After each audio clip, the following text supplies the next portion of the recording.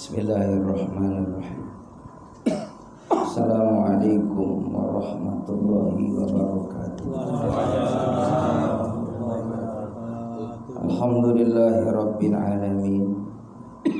Wassalatu wassalamu ala sayyidina Muhammadin wa ala alihi wa sahbihi ajma'in. Asyhadu an la ilaha illallah wa asyhadu anna Muhammadan abduhu wa rasuluh. Allahumma salli wa sallim ala Muhammad wa ala alihi wa sahbihi ajma'in. Qala Allah ta'ala fi kitabihil karim. Bismillahirrahmanirrahim. Yarfa'illahu alladhina amanu minkum walladhina utul ilma darajat. Wa qala Nabi sallallahu alaihi wasallam, at-tahur minal iman. Sadaqallah sadaqa Rasulullah sallallahu alaihi wasallam. Pengurus DKM yang saya muliakan, para hujjaj, para orang tua yang sama-sama dirahmati oleh Allah Subhanahu wa taala. Tentunya tidak bosan-bosannya kita selalu bersyukur kepada Allah karena kita masih diberikan nikmat sehat, nikmat panjang umur, nikmat kita bisa beribadah kepada Allah. Karena yang namanya ibadah itu adalah nikmat yang memang tidak semua orang diberikan nikmat itu. Karena yang namanya ibadah itu kaitannya dengan hidayah. Dan hidayah itu tidak bisa dibeli kecuali orang-orang yang dipilih oleh Allah Subhanahu wa taala. Karena banyak orang yang dia sampai menghadap Allah ternyata tidak mendapatkan petunjuk dari Allah, termasuk paman Nabi, yaitu Abu Thalib yang merawat Nabi Muhammad. Dalam suatu riwayat itu paman beliau sendiri ternyata sampai menjelang akhir hayatnya tidak memperoleh daripada petunjuk dari Allah. Ketika Nabi Muhammad berdoa, ya Allah berikan hidayah kepada dua orang yang berpengaruh di Mekah, yaitu Umar dan Abu Thalib. Ternyata doanya Nabi diijabah dari dua orang itu. Ternyata yang dipilih adalah sahabat Umar. Dan sahabat Umar itu juga adalah merupakan mertua dari baginda Nabi Muhammad SAW. Ya rahimakumullah, mudah-mudahan dengan nikmat iman, nikmat kita bisa beribadah ini menjadikan asbab kita senantiasa tambah iman kepada Allah, tambah syukur atas nikmat yang Allah berikan. Begitupun sabar ketika mendapatkan ujian. Karena yang namanya hidup ini tidak lepas dari ujian. Bermacam-macam ujian Allah itu. Ada kalanya orang diuji sakit, ada kalanya orang diuji dari ekonomi, ada kalanya orang diuji dari keluarga, ada kalanya orang diuji dari pergaulan. Kadang pergaulan yang mohon maaf diantaranya adalah yang menjadikan kita harus punya misi dakwah buat mereka supaya sampainya hidayah. Itu kan ujian juga buat kita supaya benar-benar ada tanggung jawab menyampaikan kebaikan. Maka jemaah rahimakumullah, dari nikmat yang Allah berikan itu ketika kita pergunakan dalam kebaikan, maka bisa dipastikan akan ada yang namanya keberkahan. Jadi yang namanya keberkahan itu adalah bagaimana di situ kaitannya dengan khidmah.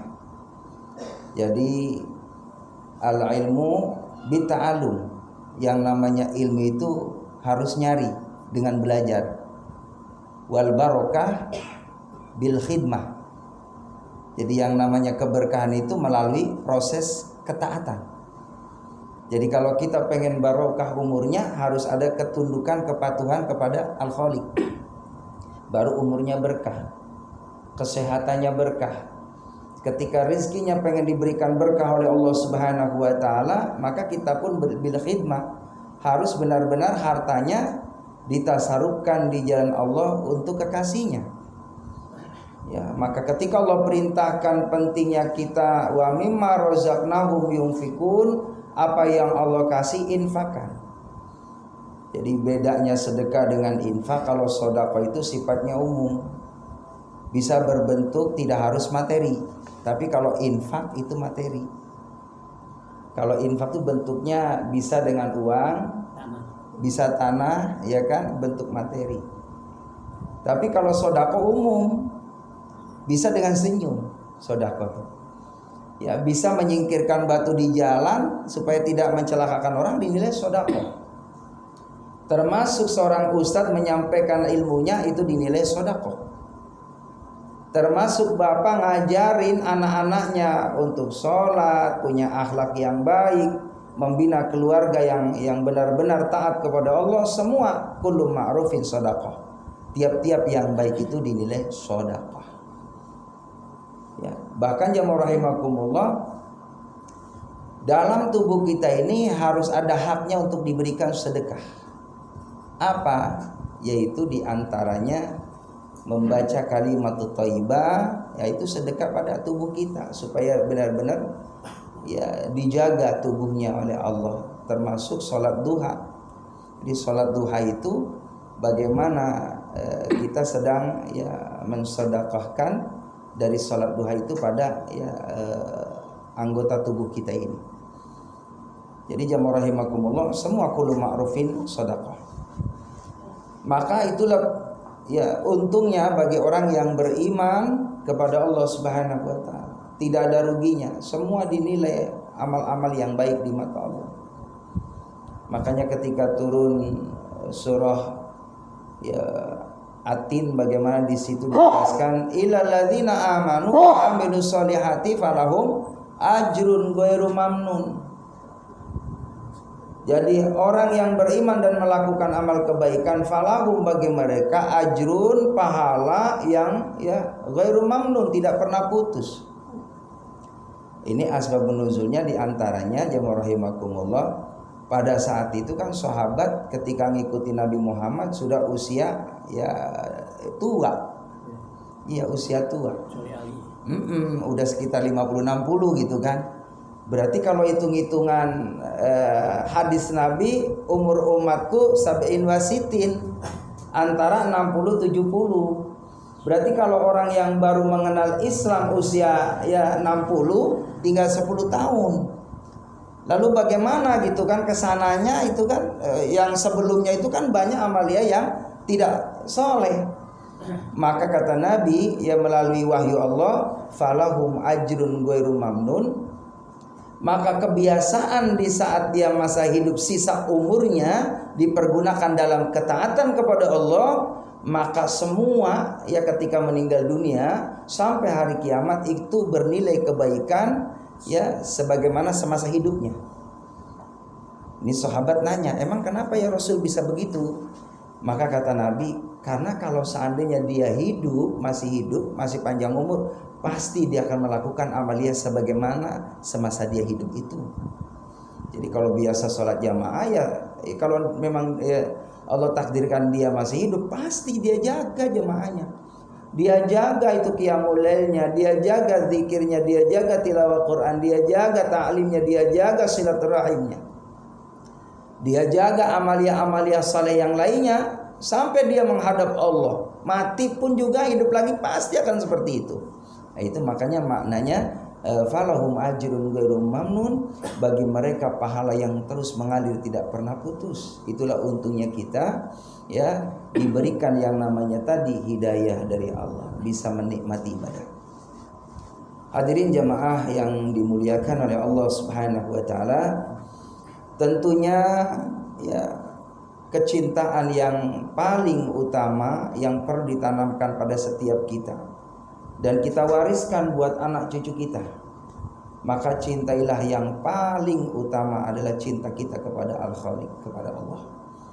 Sebab kalau kita cinta kepada Allah Subhanahu wa taala, ini cinta yang abadi.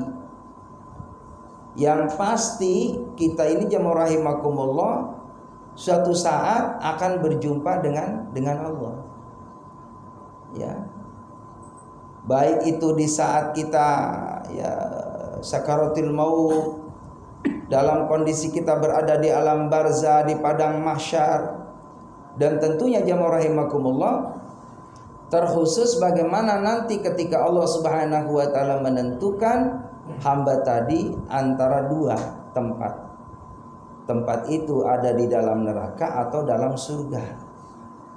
Makanya jamaah rahimakumullah, orang yang berbahagia adalah orang yang akan dipertemukan dia dengan Allah di akhirat. Itulah kenikmatan yang tiada bandingnya.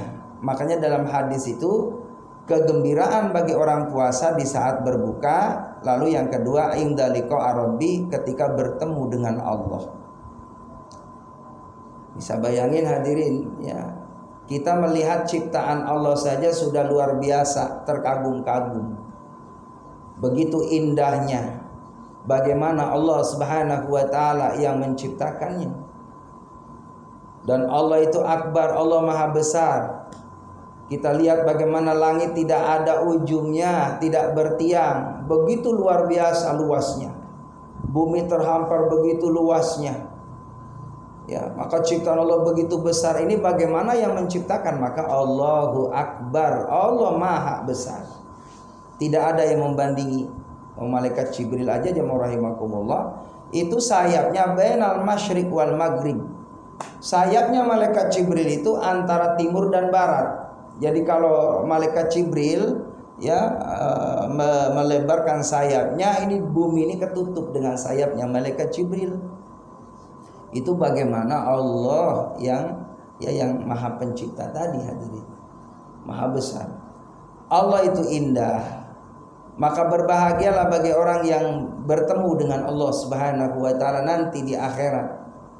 Kesenangan yang tidak bisa dibandingkan dengan apapun. Maka jemaah rahimakumullah, kita cinta ya kepada Allah karena memang Allah itu jamil, Allah itu indah. Begitupun jemaah rahimakumullah, kenapa kita cinta kepada Allah? Karena memang Allah Subhanahu wa taala punya keistimewaan, punya kelebihan dibandingkan dengan yang lain. Kalau yang lain kelebihannya terbatas, tapi kelebihan Allah tidak terbatas. Punya kelebihan yang luar biasa, semua milik Allah. Langit bumi milik Allah. Dalam satu tafsir itu bagaimana langit ada 7 lapis langit, bumi ada 7 lapis ya bumi. Begitupun neraka ada 7 tingkatan neraka, sorga ada 8 tingkatan sorganya Allah. Begitupun Allah Subhanahu wa taala menciptakan bagaimana yang namanya langit, di situ ada matahari, ada bintang, ada rembulan, ada bermacam-macam planet dan lain sebagainya. Makhluk Allah itu semua adalah ciptaan Allah. Di bumi ini jamaah rahimakumullah ada yang namanya manusia, ada yang namanya hayawan, ada yang namanya tumbuhan. Bahkan banyak para malaikat Allah Subhanahu wa taala, baik itu malaikat yang ada di langit maupun malaikat yang ada di bumi. Bahkan jamaah rahimakumullah, setiap tumbuhan itu, setiap daun itu ada malaikatnya. Jadi setiap daun itu Pak ada malaikatnya itu yang memohonkan ampun kepada orang yang baik, orang yang soleh. Makanya dianjurkan kalau kita ya menanam tanaman di rumah ya harus dipelihara. Itu sama juga dinilai sedekah Pak, dinilai ibadah di mata Allah. Jadi setiap daun-daun itu ada malaikat Allah Subhanahu wa taala yang tugasnya adalah berzikir kepada Allah. Yusabbihu lillahi ma fis samawati wa ma fil ardh. Bertasbih apa-apa yang ada di langit maupun apa-apa yang ada di bumi. Berarti bintang-bintang bertasbih, matahari bertasbih, rembulan bertasbih, semua bertasbih. Termasuk jamaah rahimakumullah yang namanya tadi pepohonan bertasbih, batu-batuan bertasbih. Jadi jamaah rahimakumullah, sampai semua hayawan itu semua bertasbih. Semut-semut bertasbih, cacing-cacing bertasbih. Dalam satu riwayat hadirin, ketika Nabi Muhammad beliau akan meninggal dunia, ya, bukan hanya menangis para sahabat, termasuk dalam satu riwayat itu cacing yang ada dalam bumi. Ketika wafatnya baginda Nabi Muhammad, itu semua menangis karena kehilangan manusia yang rahmatan lil alamin, pemberi kasih sayang kepada seluruh alam. Maka jemaah rahimakumullah, ini makna alam ini adalah jamak. Jadi alam ini itu artinya mencakup alam dunia, alam akhirat, begitupun alam zahir ataupun alam ghaibiyah, musyahadah ghaibiyah. Itu semuanya ada dalam rahmatnya wasilah baginda Nabi kita Muhammad sallallahu alaihi wasallam. Jadi jamaah rahimakumullah, kita memang istimewa sekali, umat akhir zaman, tapi diistimewain sama Allah. Sampai dalam satu keterangan itu, Nabi Musa alaihissalam hadirin, beliau minta kepada Allah, karena memang Allah ngasih tahu bakal ada manusia terakhir menjadi ya pemungkasnya Nabi dan Rasul. Jadi ada manusia yang dipilih sama Allah, ini bakal jadi sayyidil anbiya wal mursalin, penghulunya, pemimpinnya para nabi dan rasulnya Allah. Yang mana nabi ini adalah nabi yang istimewa ketimbang nabi-nabi yang lain. Nabi Muhammad ini adalah pemberi syafaat. Nabi-nabi yang lain tidak diizinkan oleh Allah. Man dzalladzi yashfa'u 'indahu illa bi'idznih.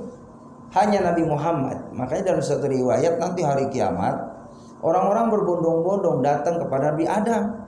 Wahai Nabi Adam, berikan pertolongan kepadaku. Kata Nabi Adam, gak bisa aku ngasih pertolongan sama kalian. Wong anakku sendiri aja dia mampir dalam nerakanya Allah, Qabil.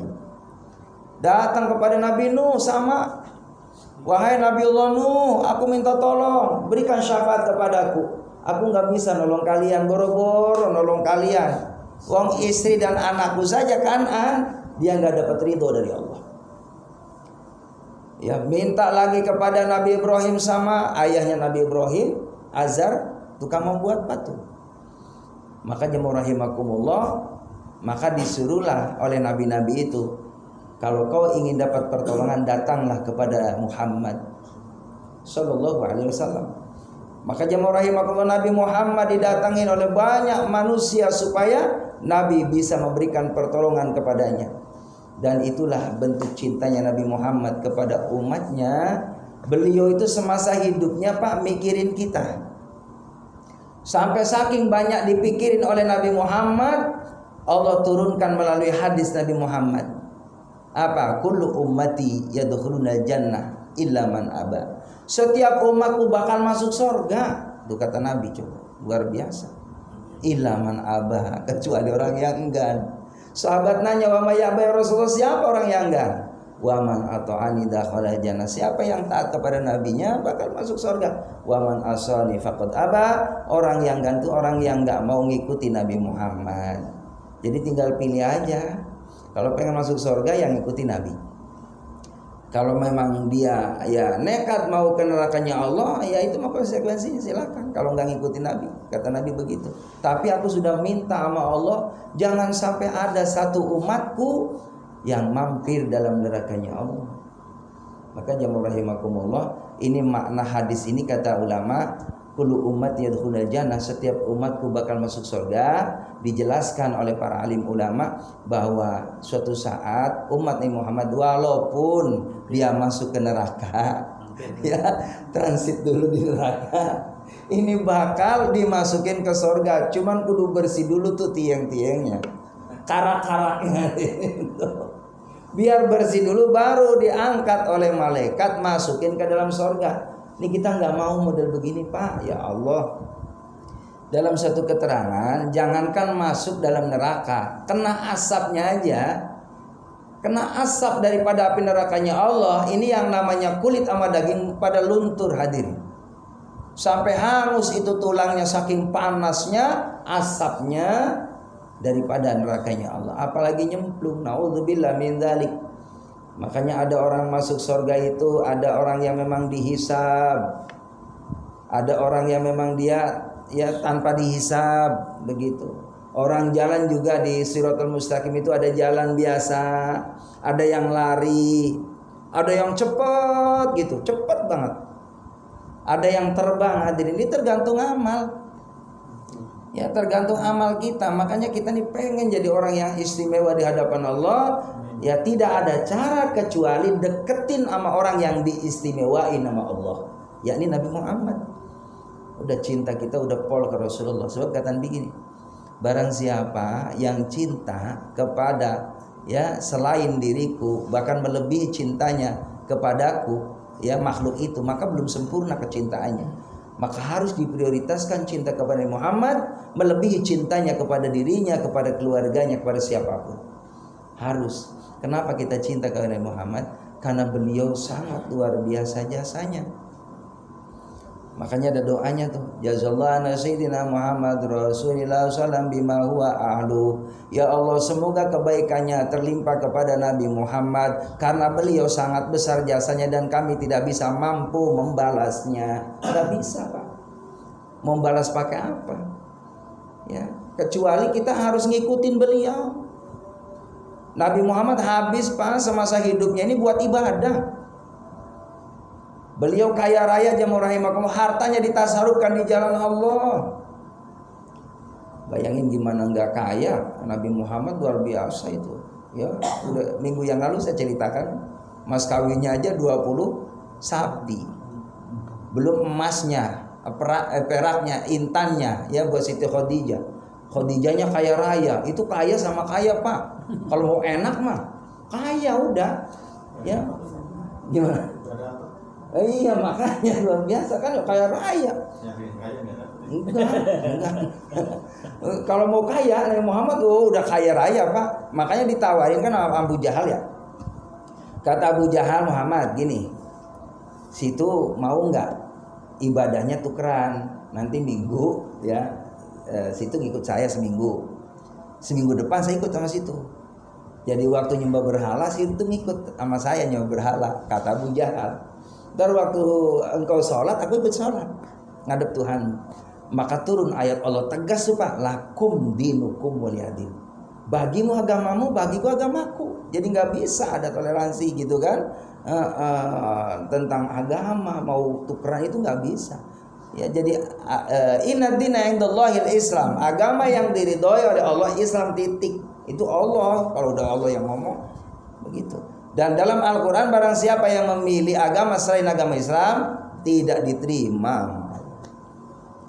Nah, kita nih hadirin, ini orang yang dapat nikmat yang besar. Nikmat yang paling kecil itu dunia. Nikmat yang paling berharga adalah nikmat sehat, nikmat keluarga. Nikmat yang besar adalah nikmat iman sehingga kita bisa ibadah. Nikmat istimewa adalah husnul khatimah. Nah itu Pak, itu yang kita minta tuh. Jadi orang istimewa itu orang yang husnul khatimah.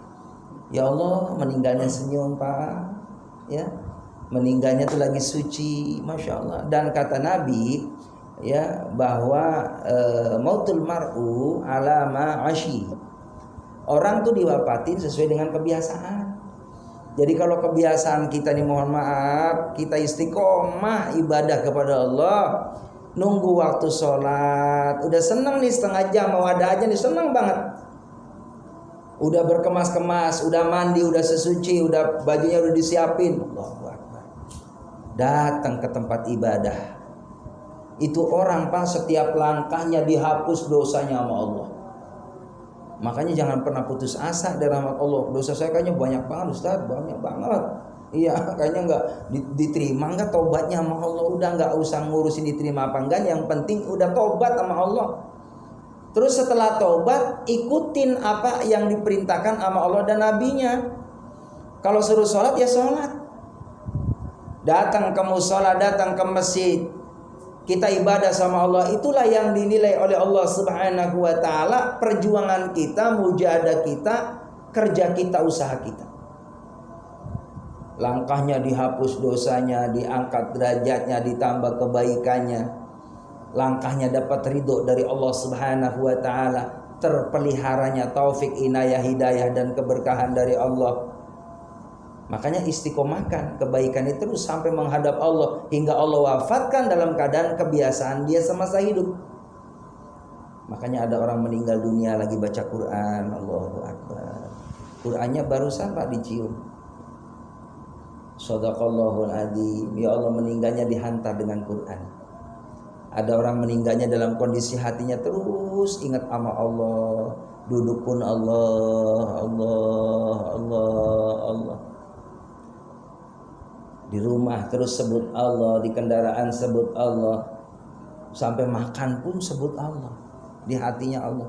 Ustadz, boleh nggak kalau kita nyebut dalam hatinya, mohon maaf, di tempat yang buang hajat boleh, hatinya tetap ingat Allah, Allah, Allah, Allah, Allah.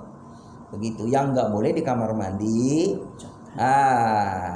baca Quran, sholawatan, kurang adab diri di kamar mandi, sholat. Ya, atau di kamar mandi murojaah, nggak boleh. Jadi di kamar mandi cukup Allahumma inni a'udzubika minal khubusi wal khaba'is. Itu dibacanya di luar pintu. Dahulukan kaki kiri. Jadi kalau masuk kamar mandi kaki kiri. Itu hadirin. Kenapa? Karena dalam kamar mandi itu ada bakteri. Begitu. Maka bisa ditangkal lah itu dengan kaki kiri. Keluar kaki kanan karena kita udah bersih. Maka simbolnya insya Allah keluar kamar mandi nggak ada penyakit yang ikut. Makanya alhamdulillahilladzi adhaba anil adza wa afani doanya. Islam itu luar biasa Pak ngajarin kita nih biar benar-benar terus hubungan terus dengan Allah, ngidupin sunnah-sunnah Nabi Muhammad SAW. Maka terus ingat kepada Allah Subhanahu wa taala. Makanya orang-orang soleh Pak, orang-orang soleh itu Allahu Akbar. Kalau kita belajar hikayatus shalihin, belajar cerita orang baik itu Pak. Beliau tuh mau minum air putih aja nangis Pak. Mana air putih saya Pak? Nangis. Mau minum air putih aja nangis. Karena apa? Ini proses biar bersih bisa diminum Pak. Ini prosesnya luar biasa. Biar steril kan, melalui alat Pak, berapa juta itu alat. Bikin giniannya aja berapa ya kan, Masya Allah proses. Lalu diminum hadirin, ya Allah, itu nikmatnya air putih, berharganya air putih di saat kita lagi dalam kondisi sehat hadirin. Coba Bapak ngerasain lagi kemana jalan, nggak ketemu air, di sini tutup warung, di sini warung tutup, jauh perjalanan, haus banget Pak. Begitu berharganya air segelas ini. Makanya itulah para alim ulama, orang-orang soleh lihat air ini apa yang dibayangkan adalah nikmat dari Allah Subhanahu wa taala, masih bisa mengkonsumsi air putih, bisa makan dengan tidak ada hambatan, menikmati suap demi suap, bismillahirrahmanirrahim, setelah masuk alhamdulillah. Itu orang soleh.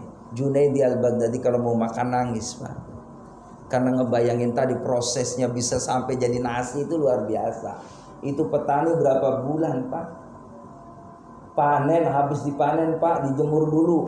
Saya ngalamin juga Pak, dulu waktu kecil ikut bapak mama tuh, bagaimana tuh rasanya panen ya Pak, derep gitu kan. Iya, dimasukin ke karung hadirin, terus lagi diproses itu pakai mesin. Allah wabar, panas-panas hadirin, gatel lagi Allah, lagi gatel lagi hadirin. Ya udah begitu dijemur Pak, dijemur. Habis dijemur diayak dulu tuh biar ya kan dami-daminya pada pergi ke bawah angin, baru diselip Pak. Diselip itu 3 kali, pertama udah masih ada tuh ya ini, terus masuk lagi, ketiganya baru bersih, dibawa pulang. Itu pun direndam dulu Pak, dikosek dulu berapa kali jamur rahimakumullah, baru tuh dimasak pakai air. Itu pun butuh yang namanya alat, nunggu matang jamur rahimakumullah. Kalau kita tuh lihat prosesnya aja, ini ayat Allah semua Pak. Dari mulai kita bisa makan jadi nasi itu kan karena ada kompor hadirin. Itu kompor gas itu kan alhamdulillah. Itu siapa itu yang membuat gas itu ada sehingga jadi api kalau bukan Allah? lalu bisa ada di rumah kita. Siapa yang datengin kalau bukan Allah?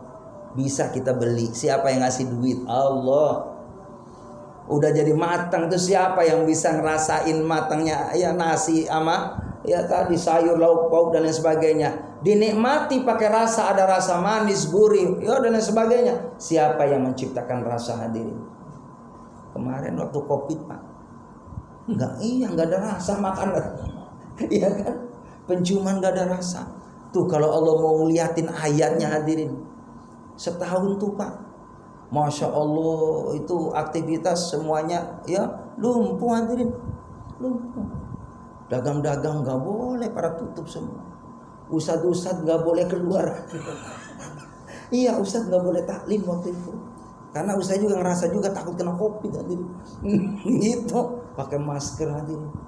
Allahu Akbar. Di rumah Pak setahun kan. Iya. Tapi alhamdulillah ustadz berkah Pak Haji. Itu beras ada saben hari yang nganterin beras. Ya ada baik gitu. Jadi setahun tuh bukannya nggak ada beras hadirin, banyak beras saya. Waktu Covid, iya malah banyak beras, iya banyak kue pada nganterin. Jamaah saya pada sayang semua Pak Haji. Termasuk Pak Haji datang juga. Ustadz, assalamualaikum, ini ada rezeki kan Ustadz nganggur ya? Iya. Emang nganggur hadirin. Ya, Allahu Akbar. Ada hikmahnya semua itu. Ambil pelajaran. Kalau Allah mau memperlihatkan tanda kebesarannya, Allah hadirkan yang namanya makhluk Allah yang tidak dilihat oleh indrawi kita, tapi bisa real orang banyak yang meninggal karena yang namanya virus Covid tadi hadirin. Itu ya Allah luar biasa, saben hari Pak kan mesti ada berita di masjid. Assalamualaikum warahmatullahi wabarakatuh gitu kan. Di masjid kalau pengumuman ya mesti itu Pak. Inna lillahi wa inna ilaihi rajiun. Ya Allah, musola sono saben hari hadirin. Itu hadirin. Yang inilah